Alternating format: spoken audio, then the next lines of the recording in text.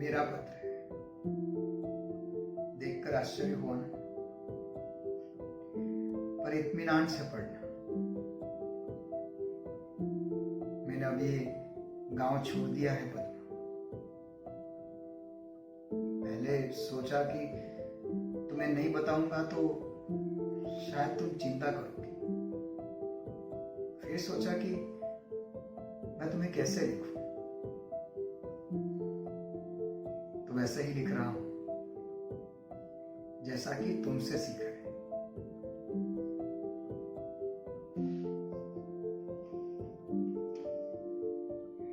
मैं अब तुम्हारे लिए नहीं रहूंगा पद्मा।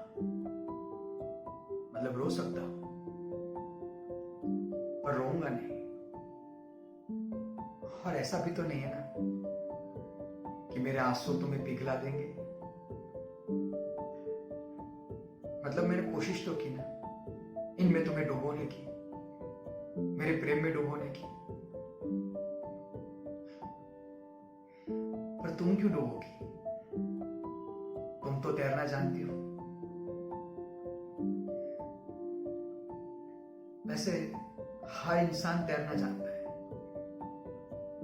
लेकिन हम वहीं डूबते हैं जहां हम डूबना चाहते हैं। और तुम हमेशा ऊपर ही रही पद्मा। तुमने कभी अंदर झांककर देखा ही नहीं। हम दोनों ने साथ मिलकर गोते लगाए, एक दूसरे का साथ देकर हमेशा साथ रहे। और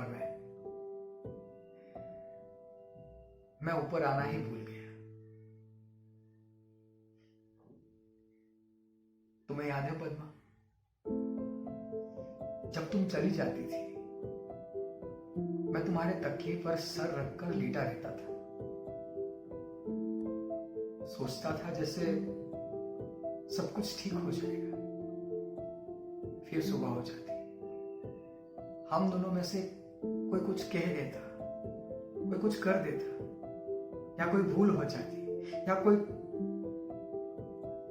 कुछ कर जाता, कुछ रह जाता। फर्क सिर्फ इतना होता था कि तुम अपनी मर्जी से गलती करती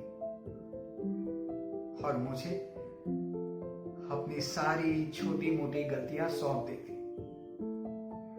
और मैं वही गलतियां दोहराता रहता जो तुम मुझे करने देती।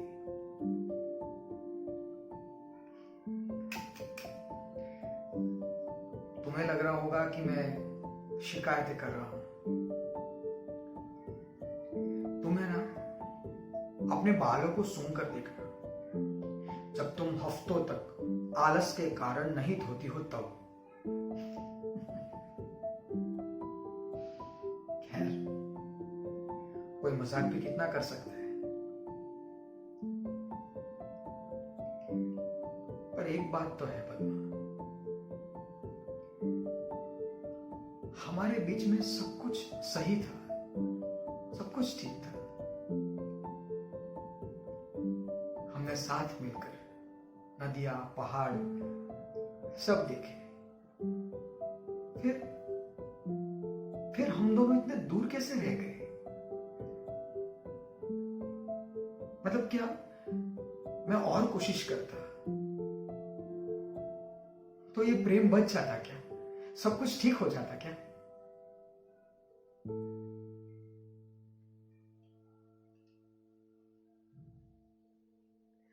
मतलब जब तक हम बाहर थे, भीड़ में थे, क्या ये प्रेम वहीं तक था? घर आते ही एकदम अकेले सा महसूस होने लगता था। लगता था जैसे सब कुछ खत्म हो चुका है। सच बात तो ये है कि तुम्हारा और मेरा दोनों का प्रेम मैं अकेले निभा रहा था पद्मा, है ना?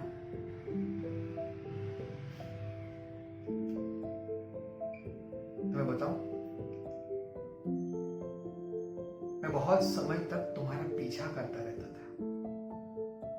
सोचता था कि ये तुम्हारी परछाई है, पर मैं तो भूल गया था कि ये तो मेरी ही परछाई है और तुम तो सूरज हो।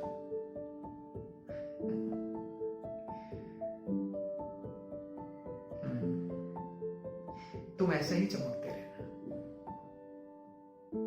मैं दूर से ही तुम्हारी ऊर्जाओं को निहार लूंगा और प्रेम